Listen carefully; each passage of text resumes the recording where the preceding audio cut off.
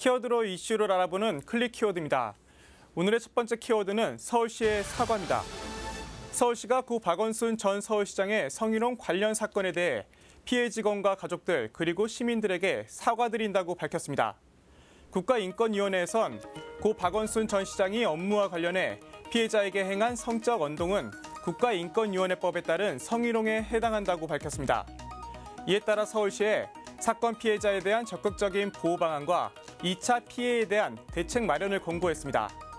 또 성역할 고정관념에 따른 비서실 업무 관행의 개선과 성희롱 성폭력 예방, 피해자 구제 제도의 개선도 권고했습니다. 서울시는 국가인권위의 조사 결과를 반성과 성찰의 자세로 겸허히 받아들인다고 밝히면서 성차별 성희롱 근절 특별 대책을 차질 없이 시행하고 추가 대책을 마련해 권고 사항을 엄격히 이행하겠다고 답했습니다. 그러면서 피해 직원의 의사를 최우선으로 적극적인 보호 방안을 마련하고 2차 피해 방지를 위한 구체적인 대책을 시행하겠다고 덧붙였습니다. 이번 서울시의 사과가 진정성 있는 대답이었는지는 좀 더 지켜봐야겠습니다. 두 번째 키워드는 설 차례상 차림비입니다.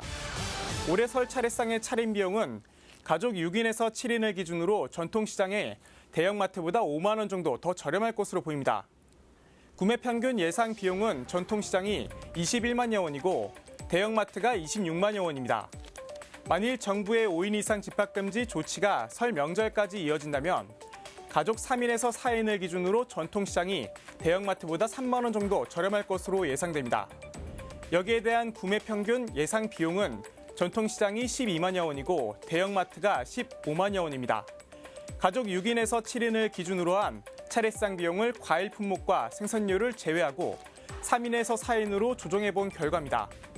이번 예상은 서울시 농수산식품공사가 서울시 내 5개 권역생활권 7개 구에 전통시장과 대형마트 등 총 22곳을 대상으로 조사한 결과입니다.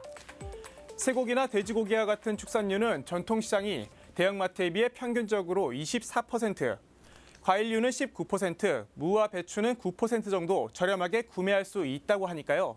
참고하시면 좋을 것 같습니다. 마지막 키워드는 어린이 보호구역입니다.